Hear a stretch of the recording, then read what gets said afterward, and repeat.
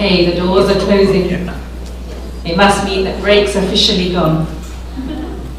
So, welcome back to our final session. It gives me great pleasure to introduce our last main session speaker, and that's Dr. Gustav Teng. Gustav is the principal of a secondary school in Austria, and they have a very special project with the national park there, which has been running for 10 years. And Gustav will present to us his program with the national park. Thank you.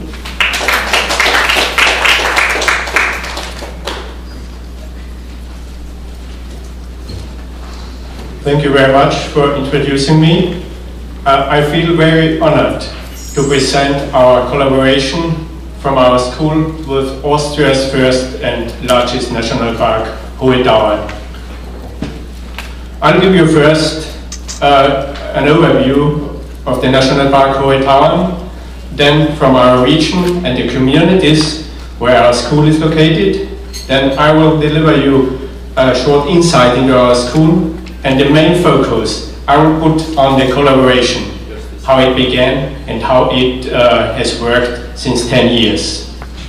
And after we renewed the contract after the first 5 years, we asked the University of Klagenfurt to evaluate our program to develop it further. The National Park Hohe Tauern is one of 7 national parks in Austria. It spreads over 3 counties, Kärnten, Tyrol and Salzburg. And 4 of the national parks conservate high alpine region, and the other 3 parks water bodies. The National Park Hohe Tauern was established in 1981 after 10 years of negotiation. It spreads over the 3 provinces with an area of 1,856 square kilometers. The problem of this national park is that it is situated on privately owned land. That makes a lot of problems to establish the park. 2001, the IUCN accepted or acknowledged the National Park Hohe Tauern. There are 28 national park communities. 7 of them are in Carinthia, in the county where our school is located. I'll give you a short insight in the nature. The most highlight is the Großglockner. It's the highest mountain in Austria with about 3,800 meters of height, or the glacier Pasterze, which is with 9 kilometer length, the longest in the East Alpine region. The Krimbler waterfalls, with a height of 380 meters, are the 5th highest waterfalls all over the world. Our region, the national park, is really a very impressive and awesome natural and cultural landscape. We have quite a few protected animals there, like the bearded vulture, the golden eagle, or the ibex, or a specific endemic trout. They all were resettled in the national park region in the past 30 years. National Park have, beside of nature conservation, also an educational mission in Austria. They established in every county a so-called national park center, like the BIOS in Carinthia, or the House of Waters in Tyrol, or the House of Experience in Salzburg, where they offer exhibitions for adults and for pupils. And they also organize Mobile National Park Water School, which is supported by Swarovski, and new now also the Mobile Climate School, which is also supported by a big energy trust in Austria. Very important are the project weeks for school classes for all ages, which the National Park management offer. And last but not least, they have a lot of different topics for adult education.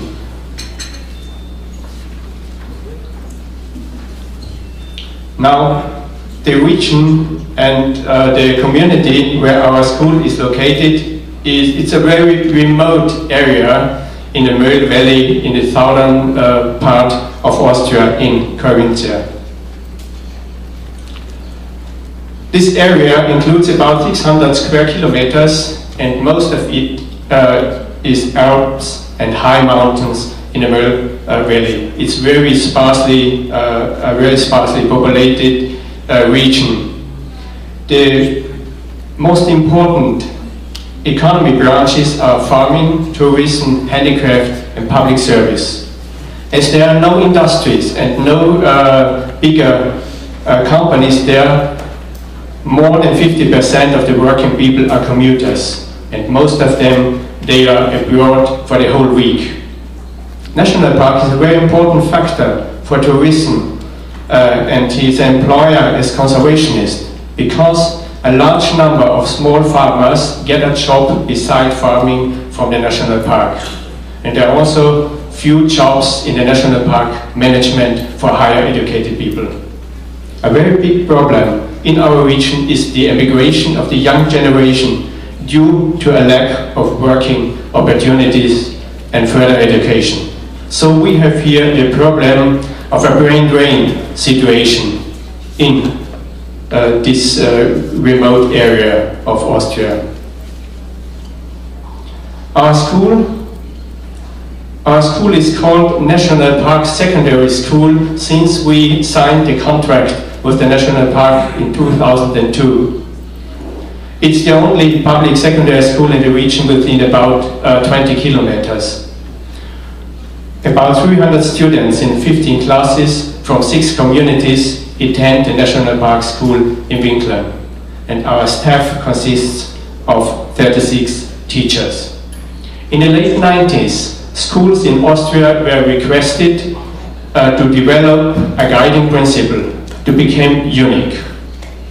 So, as we already had conducted some occasional projects with the National Park before, we decided to initiate a very close cooperation with the park.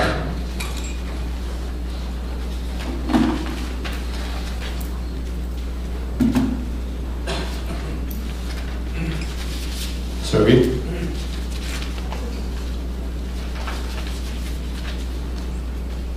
Yeah. So we started to initiate the program. We went out in the National Park, up in the mountains, in a hut, where teachers of our school, members of the National Park management, and National Park rangers talked and discussed together, and we tried here to specify the aims for this program.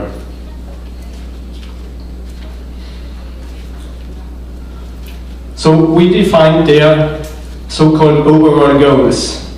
And the most important of the goals are that pupils should understand the role of the National Park in the sustainable development of the region, ecologically, socially, and economically.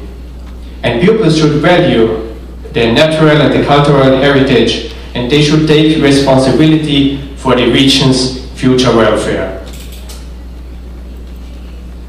To specify these aims, we defined some sub-goals, and we said that our teachers should raise the awareness for nature conservation of our pupils, and we try to raise the acceptance for the National Park, but not only by the pupils, also by the local people, and most of the local people are the parents of our pupils. And we try to anchor the National Park idea in the awareness of society. We try to bring the region and the possibilities of added value closer to the peoples and closer to the local people. And we should strengthen the regional identity, and therefore we have to develop the enthusiasm of our students. This concept was theory, and we had to think about how we can reach the goals and what measures we should achieve to reach these goals. So we split the program in a theoretical knowledge and in a practical action. The theoretical knowledge is the cross-curricular integration of environmental issues in correlation with economy and with the social life in the region. And the action-oriented learning within, and the practical part is an action-oriented learning within national park excursions, and the outer program, nature, sports, fun. That's what we created. This should be the basis for ESD. The pupils should understand the correlations between nature preservation, economy, and social issues. And they should understand the importance of the sustainable development of the region, that they can later take responsibility for the region's future welfare. And this outdoor program, Nature, Sports, Fun, is a program of 5 3-day courses over 4 years, where our teachers with the pupils and with the national park rangers go out in the nature, up in the mountains, and live together in a hut in a very simple way of life.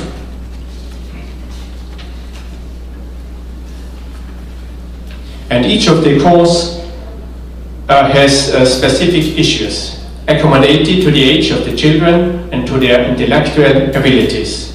A few topics are: they should learn how to orientate themselves in the mountains. They should know different types of landscape, or they should know how animals and plants survive in winter. And they should see the climate change on the shrinking glacier Pasterze, and so on. The name of the program are the topic of the courses: nature, learning about nature in the nature; sports, walking around in the nature, especially in the mountains, needs to be sporty, and usually kids do like sports; and fun, fun and enthusiasm stimulates learning, and emotional education fosters sustainability. There is also a social aspect in the program. Common exertion and living together in a meager way of life up in the mountains in a hut strengthens the fellowship in the class. Pupils should know that a hut in the mountain is not a 5-star hotel, and they know or they learn to live without cell phones, without computers and so on, because there is no electricity there. For these courses is pre- and post-work to do at school. The students record their experiences, their impressions and their findings in journals. Now I'll give a short summary of the collaboration. First, we started with occasional projects. Then we had the collaboration contract 2002 and the initial workshop where we were setting the aims. And then we developed the outdoor program Sports and Fun. The mutual aim of the collaboration from our school and the national park is to sensitize the young generation of Mölle Valley to the importance of nature conservation. But not only from the pupils, also from their parents, from the local people. When we renewed the contract with the national park after the first period of 5 years, we, as I told you before, we made an evaluation made by University of Klagenfurt. And the objectives were determined by the national park and by the school. And they should make a monitoring achievement of the objectives. They should evaluate the outdoor program, Nature, Sports and Fun. And they should research the attitudes towards the national park from the participants, from the different group of stakeholders. The methods were interviews and questionnaires.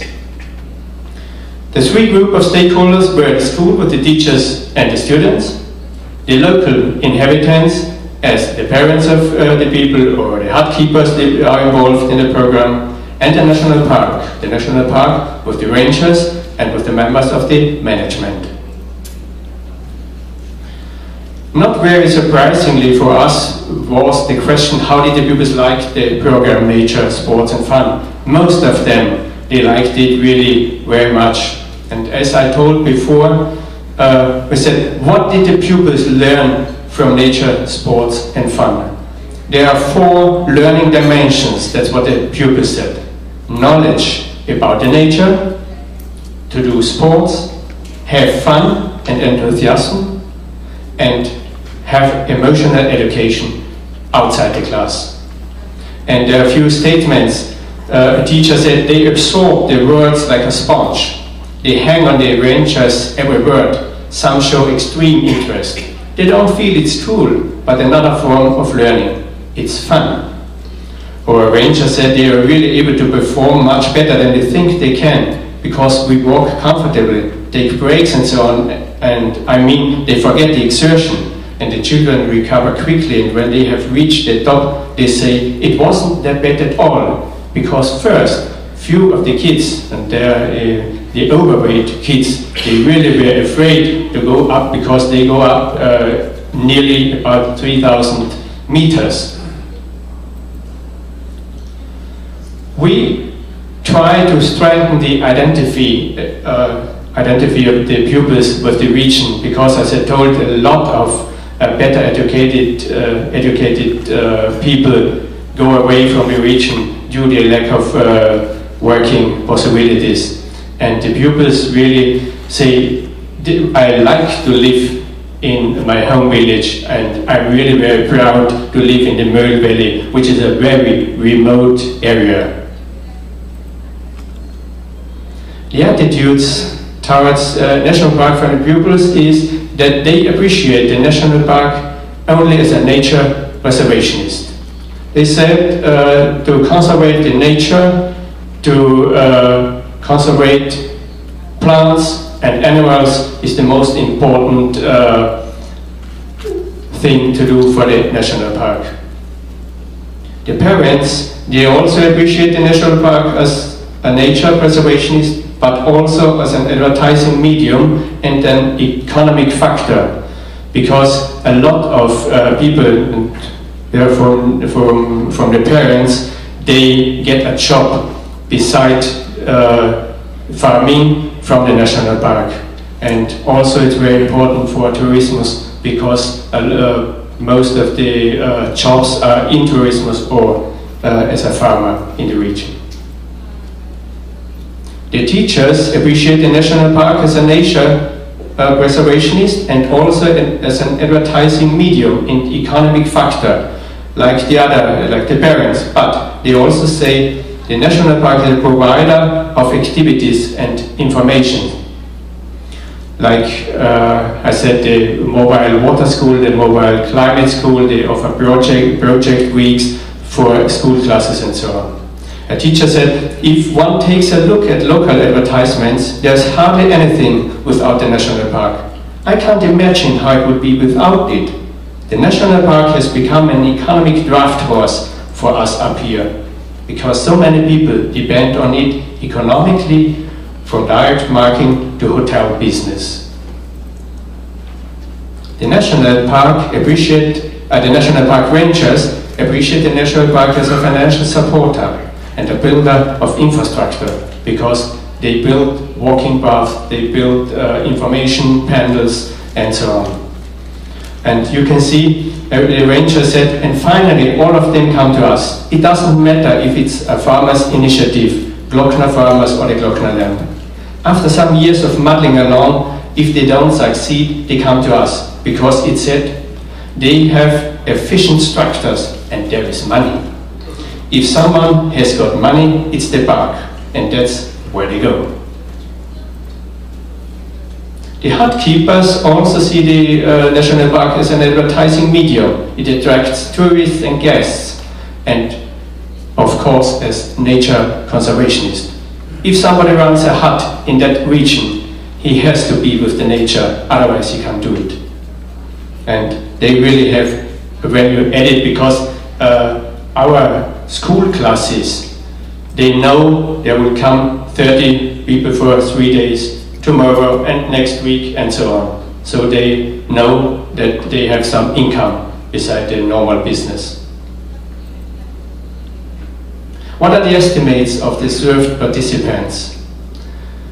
It changed a lot in the past. In the beginning there were more skepticism and prejudice due to lack of information. They said, especially the farmers said, they will sell our nature. They were afraid of rules, regulation and restrictions. But today, the majority is content with national park due to fundings and other advantages. A teacher statement: people didn't know anything